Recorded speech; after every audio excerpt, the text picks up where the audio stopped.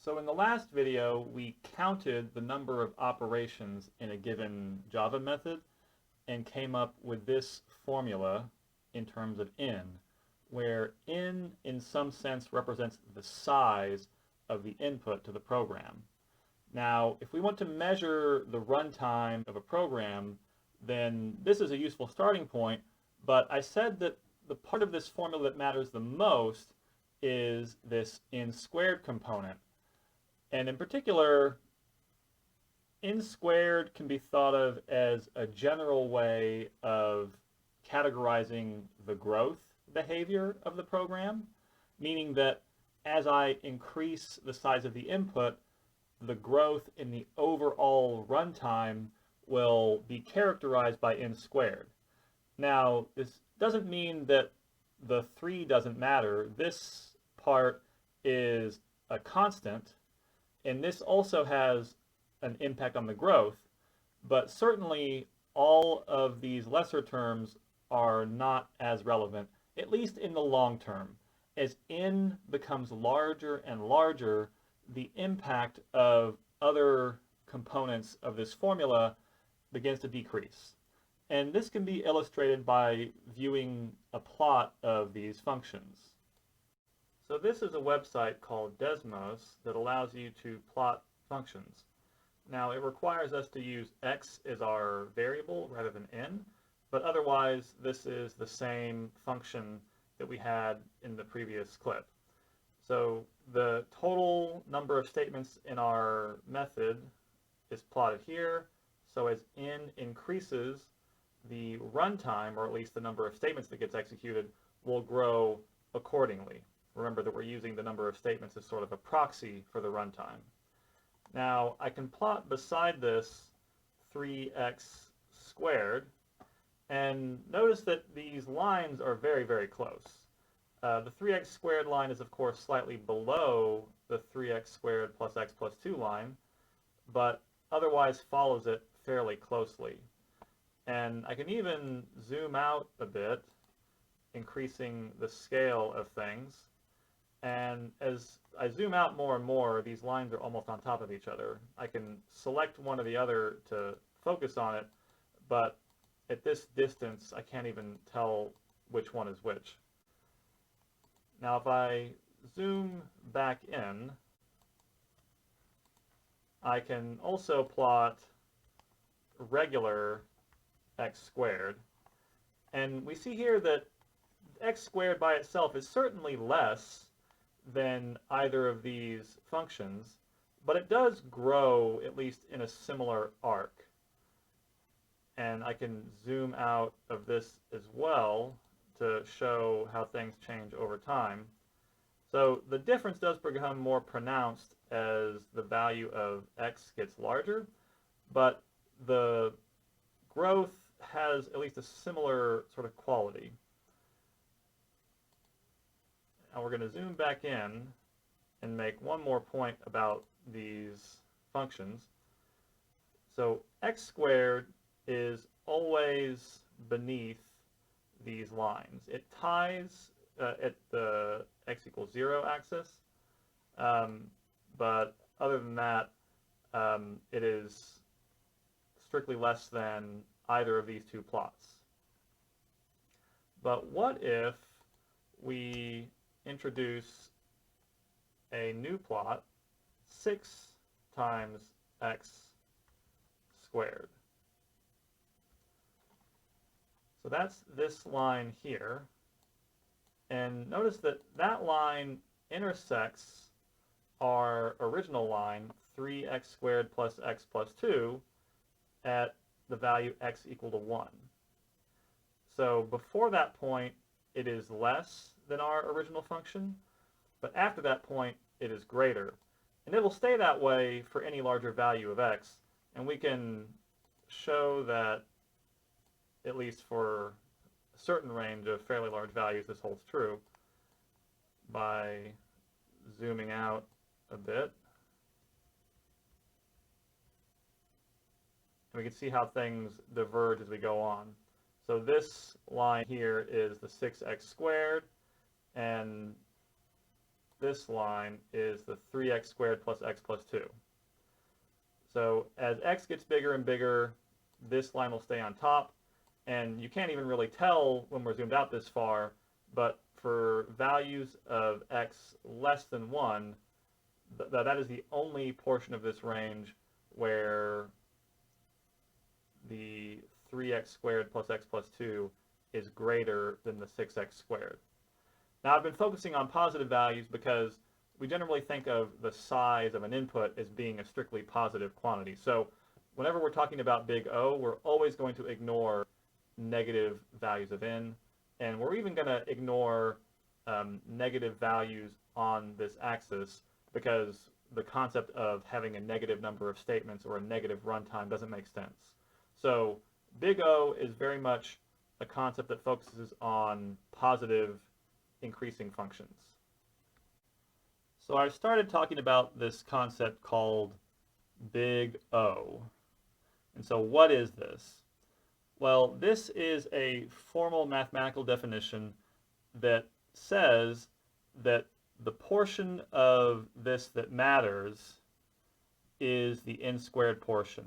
Basically, we're going to use some mathematics to say of this function here that it is O of n squared.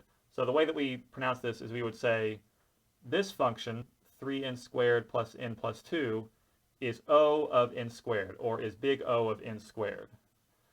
And if I separate these components out and say that the first part is the function f of n, so f of n is 3n squared plus n plus 2, and I'll define another function g of n equal to n squared, then we'll often say things like, oh, the function f of n is O of g of n. And so the question is, in an abstract sense, when I say this, f of n is O of g of n, what does that mean? So what is the formal definition of big O? So if I say that f of n is O of g of n, that means the following. It means that there exists some real number c that is greater than 0, so it's positive, and some positive integer, which we'll call k, it's also positive, such that, we'll use st to abbreviate that, the following is true. The value of f of n is less than or equal the value of c times g of n, but not just in general. Specifically, it's going to be true for all values of n that are greater than or equal to that integer k that we mentioned here. So this is a bit intimidating. Let me first show you a variety of different ways of sort of rewording this to say the exact same thing. So first I'll note that when we say that f of n is O of g of n means that this is true, we're essentially saying that these statements are equivalent. And mathematicians love shorthand, so we'll often use symbols or other short words to help us out. So what we sometimes say instead of that things are equivalent is that f of n is O of g of n if and only if the following is true. But this is still too long, so we usually abbreviate this IFF, if and only if. So we can shorten this down to say that f of n is O of g of n if and only if there exists some real number c greater than 0 and integer k greater than 0 such that f of n is less than or equal to c times g of n for all little n greater than or equal to big K. Now this is still very wordy. I'm going to introduce some symbols. Those symbols might seem a bit scary at first because you're unfamiliar with them, but they essentially mean the same thing. They're just going to take up a lot less space and make things a bit more compact. So when we say there exists some real number c greater than 0, that can be replaced. There's a backwards e, which means there exists.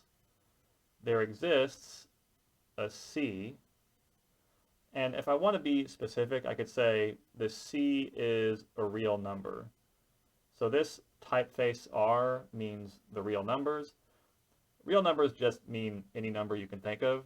So if you are wary of this, we can actually kind of remove this and not worry about it too much. So we'll say there exists a c greater than 0, and that has eliminated that whole first bit there. Now we also have this integer k greater than 0. So there exists a c greater than 0 and a k. And k is a member of the integers, and this typeface z represents the integers. That probably seems weird enough that we're not going to worry about it too much. We're just going to focus on the fact that this is a positive number. It should be an integer, but let's just sort of leave that aside here. So I'm making the definition a bit less formal, but also a bit more manageable. So there exists a c greater than 0 and a k greater than 0. Really, I could just say there exists a c, k greater than 0. So that eliminates all of this here, such that, now this part is important, this is an inequality, and we're still going to keep this inequality, but we're going to sort of reorder things and talk about this for all little n greater than or equal to k first. So we're going to say there exists a c and a k greater than 0 such that for all, so we put a little upside down a, and this upside down a simply means for all n greater than or equal to k, we have the following, that f of n is less than or equal to c times g of n. So that may have made things a bit more compact, but it may have also made things a bit more intimidating. That's okay, just remember that the two forms are equivalent. But it's still quite abstract. You know, what does this mean? So let's go back to our example and plug in some specific values. Now remember that in our example, the f of n is this function 3n squared plus n plus 2. And our g of n is n squared. So what we need are values of big C and big K that make this statement, this claim about big O, true. And we actually already saw these on the previous plot in Desmos. This is our zoomed out plot, but if we zoom back in, then we are once again able to see that there's this cross point here. So this is 6 times x squared, and this line here is 3x squared plus x plus 2, and we're just swapping out the x's for n's. So clearly this plot is greater than this plot whenever x is greater than or equal to 1. And so that means we have the following. Let's define k to be 1 and c to be 6. Well, if we plug those in, that means that what we're saying is that 3n squared plus n plus 2 is less than or equal to 6 times n squared for values of n that are greater than or equal to 1. Now, the picture that I showed you previously is fairly convincing. It should have convinced you that this is true. However, a picture is not a proof. So The question is, how can we actually prove this formally? So this proof will use the definition of big O, but it's also going to use some facts that are fairly obvious. Of course, the challenge when proving these sort of things for the first time is that you often don't realize what things you're allowed to treat as obvious and which things are unjustified leaps. So I'm going to show you this example. We want to prove that this quantity is less than some constant times n squared, and we get to define what that constant is. And we also have to pick a value such that all the values of little n greater than that value satisfy this inequality. So that's our k. So we're proving this, but remember that proving this is equivalent, according to the definition of big O, to proving that 3n squared plus n plus 2 is less than or equal to c times n squared for n greater than or equal to k, but we don't know what c or k are yet. We actually need to tell the reader of the proof what c and k are. So that gives us a little bit of flexibility. But we're going to focus first just on this inequality portion. So how do we show that something is less than something else? Well, we'll start with one side, and we want to think of ways to make this bigger. What are some things that are obviously bigger than this? For example, if I have n and n squared, it's obvious that n squared is bigger than n as long as n is greater than or equal to 1. So if you have values less than 1, like 0.5, you square that, you get 0.25. That's actually smaller. So this is not true for any arbitrary value of n, but it is true for all values of n greater than or equal to 1.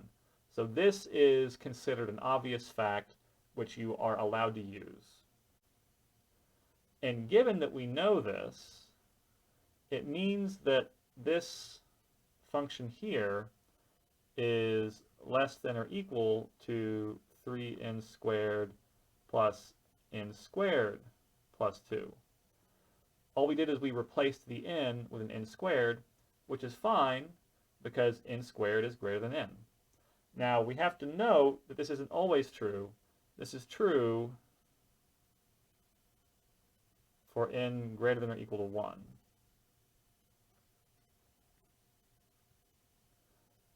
We can do a similar thing with the number 2 here. So we know that 2 will be less than or equal to 2 times n squared if n is greater than or equal to 1 again. Because if n is 1, those things are equal. If n is any bigger than 1, then the quantity on the right-hand side just gets bigger and bigger. So clearly this is true. This is another obvious fact. And if we use that, then we can say that this quantity there is less than or equal to 3n squared plus n squared plus 2n squared. And in a sense, we're sort of tracking this along. So you wouldn't necessarily have to rewrite this over and over again in a proof yourself, but I will note that because this is greater than this and this is greater than this, it follows that this original thing on the left-hand side is less than or equal to this new thing we've discovered. So our original function f that we care about is indeed less than or equal to this new function for values of n greater than or equal to 1. And now we've made the right-hand side of this very simple. We can actually combine like terms and demonstrate that this is actually equal to 3 plus 1 plus 2. Well, that's quantity 6 n squared. And 6 was the value of c that we had previously. So I started off by simply showing you a value of c, and it happened to work, but usually you're not going to know in advance what value you're trying to prove for. And so what you're going to do is use a process like this to discover the value of c that is appropriate. And also, the value of k that is appropriate is defined right here. It's the value 1. So we've just shown that this statement is true for c equal to 6 and k equal to 1. So this constitutes a formal proof of this claim.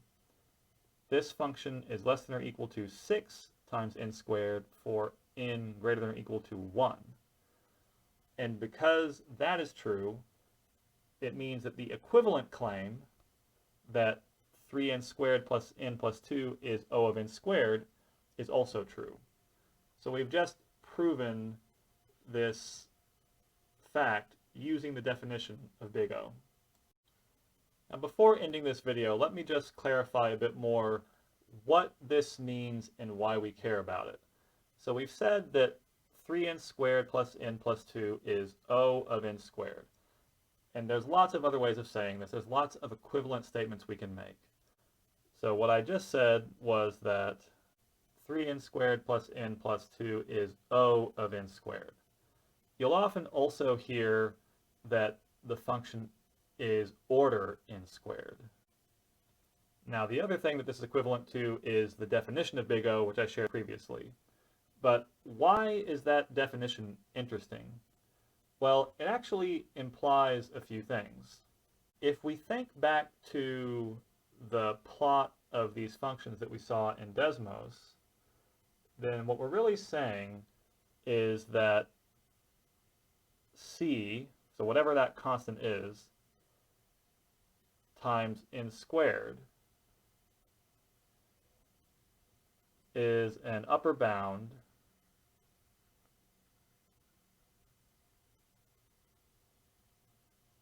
on f of n, which is our function here, 3 of n squared plus n plus 2,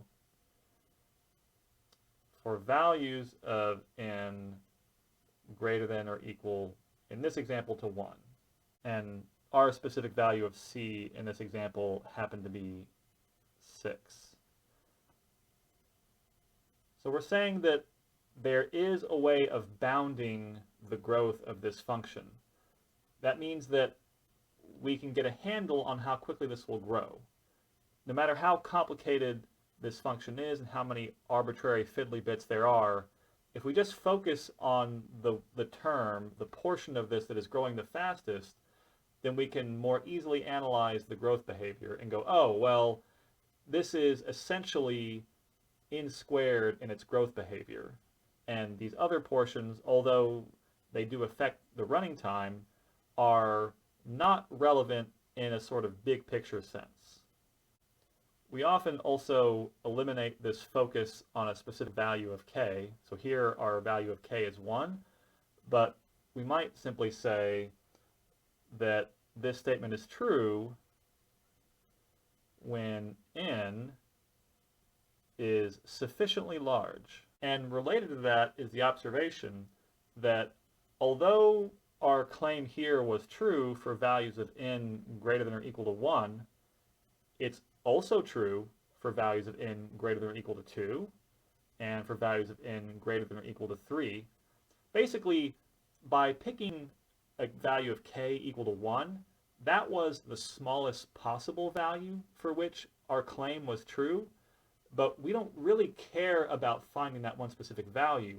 We just care about finding any value that works.